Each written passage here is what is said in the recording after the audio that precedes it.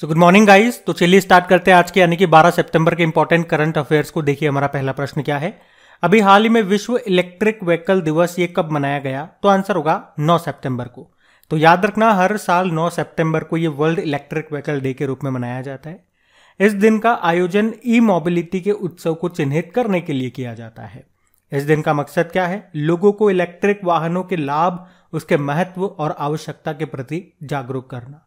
इस अवसर पर दुनिया भर के विशेष जागरूकता अभियानों का भी आयोजन किया जाता है। पहले हम बात करेंगे सितंबर में कौन कौन से डे हमने मनाए। तो देखो 2 सितंबर को वर्ल्ड कोकोनट डे मनाया था, नारियल दिवस। 5 सितंबर को एक तो नेशनल टीचर डे और इंटरनेशनल चैरिटी डे मनाया। 8 सितंबर को वर्ल्ड लिटरेसी डे, साक्षरता दिवस और वर्ल्ड फिजियोथेरेपी डे मनाया। 9 सितंबर को हिमालय दिवस मनाया और 10 सितंबर को विश्व आत्महत्या रोकथाम दिवस, वर्ल्ड सुसाइड प्रिवेंशन डे। अब इलेक्ट्रिक व्हीकल से संबंधित कुछ इंपॉर्टेंट करंट अफेयर्स के प्रश्न मैं आपको रिवाइज कराता हूं। देखो पहली बात तो ये याद रखना कि भारत की पहली इलेक्ट्रिकल व्हीकल सिटी कौन सी बनी थी? तो आंसर होगा गुजरात की केवड़िया। ये वही केवड़िया है जहां पे आपको मिलेगा स्टेच्यू ऑफ यूनिटी, जो कि सरदार पटेल जी की स्टेच्यू है। दुनिया की सबसे ऊंची स्टेच्यू साधु बेट द्वीप पर बनी है, ये नर्मदा नदी के किनारे। इसके वास्तुकार का नाम भी याद रख लो, राम वी सुतार।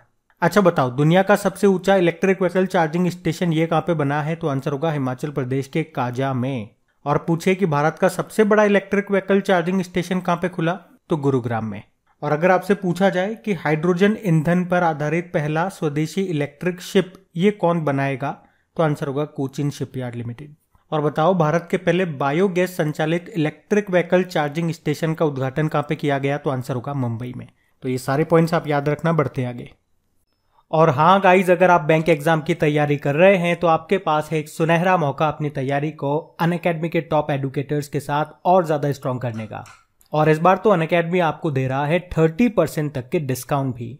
अच्छा, इसके अलावा अगर लाइट सब्सक्रिप्शन को आप यूज करोगे तो 55% डिस्काउंट आपको मिलेगा, यानी कि 179 रुपीज पूरे साल भर के लिए। जिसमें आपको क्या क्या मिलने वाला है? 50+ full length and sectional test series और chapter wise practice question set भी, वो भी मात्र 179 रुपीज में पूरे साल भर के लिए। लेकिन याद रखना ऑफर केवल वैलिड है 4 से लेकर 9 सितंबर 2022 तक के लिए। और हाँ, इसी के साथ मैं आपको बता दूं बैंक प्रिपरेशन के लिए नए बैचेस भी शुरू हो चुके हैं अभी 8 सितंबर 2022 से ही। तो उन्हें ज्वाइन कीजिए और अपने सिलेक्शन के चांसेस को पक्का कीजिए बेस्ट टीचर्स की बेस्ट स्ट्रेटजीज के साथ। तो सभी के लिंक नीचे डिस्क्रिप्शन में आपको मिल जाएंगे, जिस पे क्लिक करके आप इन मौके का फायदा उठा सकते हैं। और डिस्काउंट पाने के लिए यूज कीजिए अपना रेफरल कोड जो कि है क्रैक एग्जाम। तो मौका अच्छा है, मार दीजिए चौका। अभी हम बढ़ते हैं आगे। फिर बताइए, अभी हाल ही में प्रधानमंत्री नरेंद्र मोदी ने कहां पर कलम नो कार्निवल पुस्तक मेले का उद्घाटन किया? तो आंसर होगा अहमदाबाद में।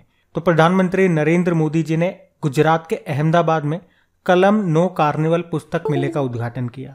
तो नव भारत साहित्य मंदिर यह हर साल अहमदाबाद में इस पुस्तक मेले का आयोजन करता है और इसके जरिए गुजरात के साहित्य और ज्ञान का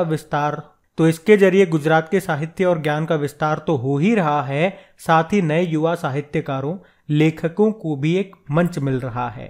तो कलम नो कार्निवल गुजराती भाषा के साथ साथ हिंदी और अंग्रेजी की किताबों का भी एक बड़ा सम्मेलन है।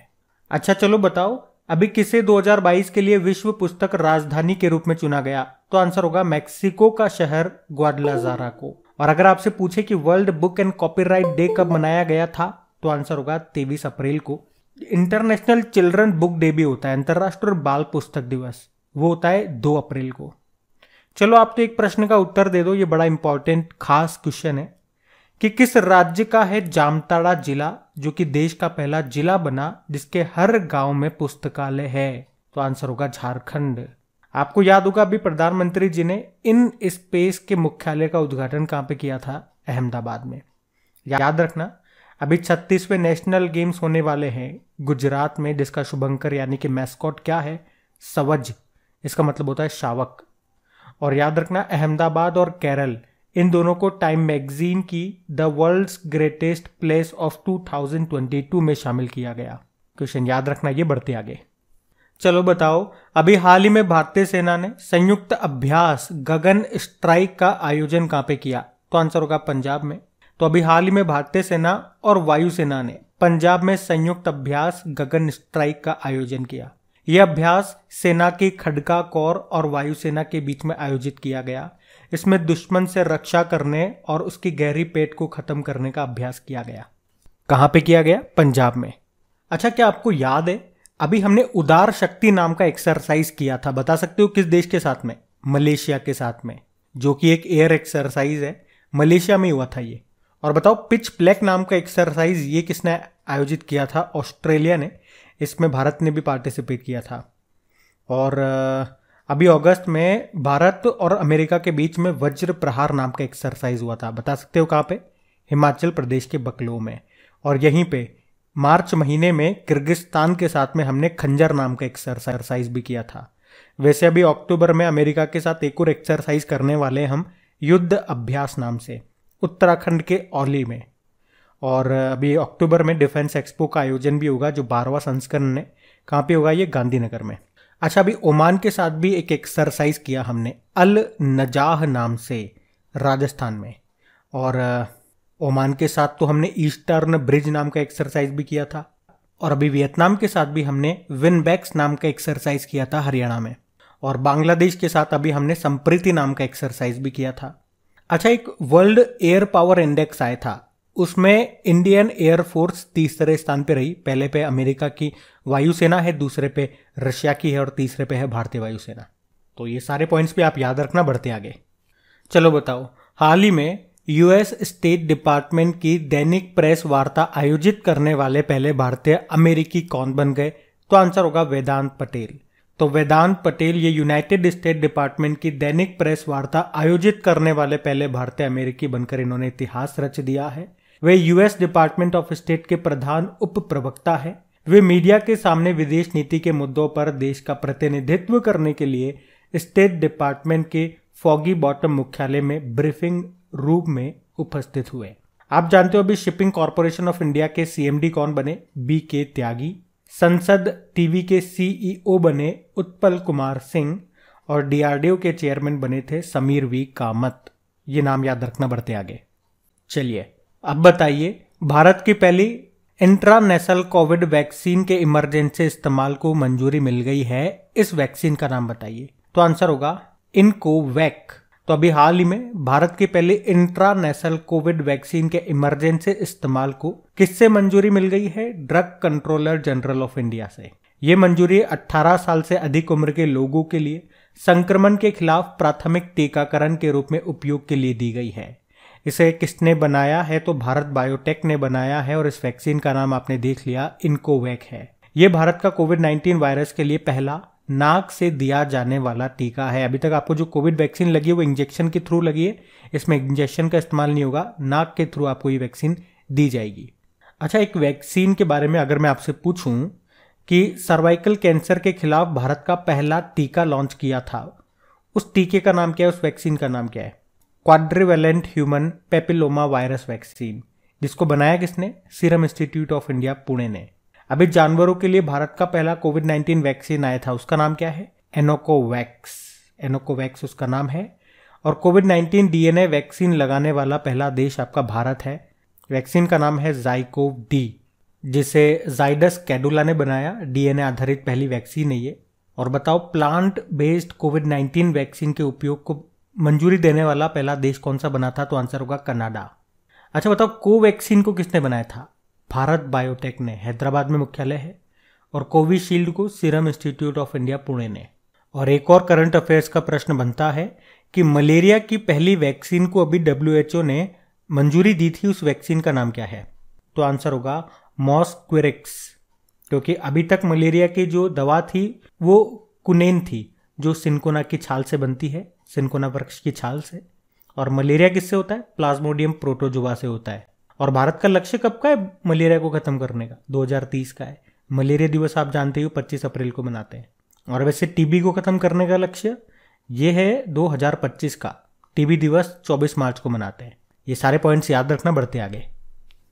अच्छा बताओ, हाल ही में forging metal Nripendra Rao and the Pennar story नाम की बुक को किसने लिखा? तो आंसर होगा पवन सी लाल ने।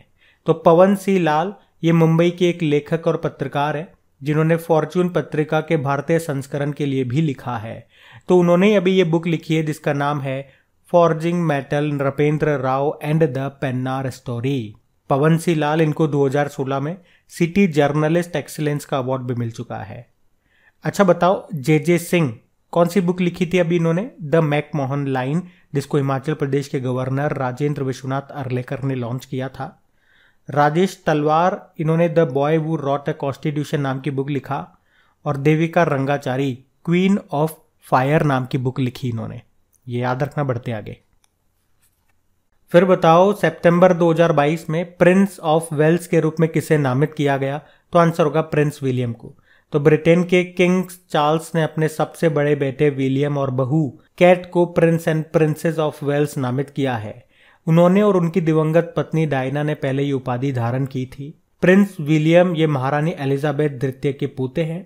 चार्ल्स जो कि 1958 में प्रिंस ऑफ वेल्स बने और अभी अपनी मां यानी कि महारानी एलिजाबेथ द्वितीय की मृत्यु के बाद स्वतः ही राजा बन गए हैं। अभी आप जानते हो यूके की नई प्रधानमंत्री कौन बनी? Liz truss. यूके में भारतीय हाई कमिश्नर कौन बने? उच्चायुक्त विक्रम दुर्रेस्वामी। और आपको याद है भारत अभी ब्रिटेन को पछाड़कर दुनिया की 5वीं सबसे बड़ी अर्थव्यवस्था बन गया। ये भी याद रखना, बढ़ते आगे। चलो बताओ, अभी हाल ही में कौन सा राज्य पहली बार रणजी ट्रॉफी मैचों की मेजबानी कर रहा है? तो आंसर होगा सिक्किम। तो दिसंबर 2022 में सिक्किम पहली बार रणजी ट्रॉफी मैचों की मेजबानी करेगा। और रंगपो के पास माइनिंग क्रिकेट मैदान में सिक्किम राज्य पूर्वोत्तर की 3 टीम मिजोरम, मणिपुर और अरुणाचल प्रदेश का स्वागत करेगा। सिक्किम ये रणजी ट्रॉफी मैचों के साथ साथ 2 कूच बिहार ट्रॉफी मैच और 3 colonel CK Naidu trophy match भी इसी क्रिकेट मैदान पर खेले जाएंगे। अभी आपको याद है रणजी ट्रॉफी 2022 ये किसने जीता? पहली बार जीता मध्य प्रदेश ने, और वो भी किससे हराया? मुंबई को हरा दिया, जो अब तक रणजी में सबसे सफल टीम रही है। तो देखो, कभी भी कुछ भी हो सकता है। तो कभी भी ये मत सोचा करो कि सामने वाला बंदा तो 5 साल से तैयारी कर रहा है, 2 साल से तैयारी कर रहा है, मैं तो पहली बार तैयारी कर रहा हूं। आपकी तैयारी में दम होना चाहिए बस। और आपके एग्जाम में तो 1 से ज्यादा ही सीटें होंगी ना। जिस भी चीज का आप एग्जाम दे रहे हो, 100 सीट होंगी, 200 होंगी, 500 होंगी, 1000 होंगी, 5000 होंगी। तो आपको 100-200 सीट तो चाहिए नहीं, आपको तो केवल एकमात्र एक ही सिंगल सीट चाहिए, तो उसी के लिए लड़ना है। तो बस आपकी तैयारी में दम होना चाहिए। देखो, अभी मध्य प्रदेश ने अच्छी तैयारी करी और सबसे सफल टीम रही मुंबई। 41 बार जीत चुकी है ये टाइटल, उसको हरा दिया इसने। बात करें रणजी की, तो इस प्रतियोगिता का नाम अंतरराष्ट्रीय क्रिकेट खेलने वाले पहले भारतीय क्रिकेटर थे रणजीत सिंह, उनके नाम पर रखा गया। पहला मैच इसका 1934 में हुआ था, मद्रास और मैसूर के बीच में। सिक्किम की कैपिटल क्या है? गंगटोक है। मुख्यमंत्री प्रेम सिंह तमांग है और गवर्नर है गंगा प्रसाद। याद रखना, ये बढ़ते आगे। अच्छा बताओ, हाल ही में BCCI के अंतरराष्ट्रीय और घरेलू मैचों के लिए टाइटल स्पॉन्सर कौन बन गया है? तो आंसर होगा मास्टर कार्ड। तो BCCI के स्वदेश में होने वाले सभी अंतरराष्ट्रीय मुकाबलों और घरेलू प्रतियोगिताओं का टाइटल स्पॉन्सर बन गया है मास्टर कार्ड। और इसने किसकी जगह ली? पेटीएम की। तो अब मास्टर कार्ड भारत में होने वाले सभी अंतरराष्ट्रीय मैच, चाहे महिलाओं के हो गए चाहे पुरुषों के हो गए, उनके लिए टाइटल स्पॉन्सर होगा। मास्टर कार्ड का हेडक्वार्टर अमेरिका में है और इसके CEO माइकल माइबेक हैं। आप जानते हो टाटा ग्रुप ये 2022 और 2023 के लिए IPL का टाइटल स्पॉन्सर बना था। और अभी जो 2022 के FIFA वर्ल्ड कप होंगे कतर दोहा में, उसका ऑफिशियल स्पॉन्सर बना है बाईजूस। ये आप याद रखना। बाकी BCCI के सचिव जय शाह हैं और अध्यक्ष कौन है? सौरव गांगुली है। बढ़ते आगे। अच्छा बताओ, सितंबर 2022 में MRI मशीनों में इस्तेमाल होने वाला भारत का पहला सुपर कंडक्टिंग मैग्नेट सिस्टम सफलतापूर्वक किसने डेवलप किया? इंटर यूनिवर्सिटी एक्सेलरेटर सेंटर ने। तो अभी नई दिल्ली के इंटर यूनिवर्सिटी एक्सेलरेटर सेंटर ने MRI मशीनों में इस्तेमाल होने वाला भारत का पहला सुपर कंडक्टिंग मैग्नेट सिस्टम सफलतापूर्वक डेवलप किया है।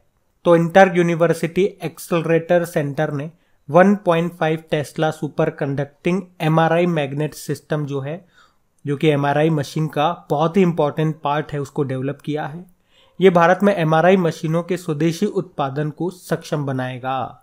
वर्तमान में बात करेंगे तो भारत एमआरआई मशीनों के लिए 100% आयात पर इंपोर्ट पर निर्भर है। तो अब बात करेंगे कल के वीडियो में पूछे गए प्रश्न के उत्तर की। तो कल के वीडियो में आपसे क्या प्रश्न पूछा था कि संयुक्त राष्ट्र के मानव विकास सूचकांक ह्यूमन डेवलपमेंट इंडेक्स में भारत कौन से स्थान पर रहा? 132वें स्थान पर रहा। आप सभी ने प्रश्न का बिल्कुल सही उत्तर दिया और इन सभी क्वेश्चंस का क्विज बना करके अपलोड कर दिया गया आपके घर एक एग्जाम एप्लीकेशन पे। वहीं पे इनका आपको क्विज भी मिल जाएगा। अब ये रहा आज का आपका होमवर्क प्रश्न।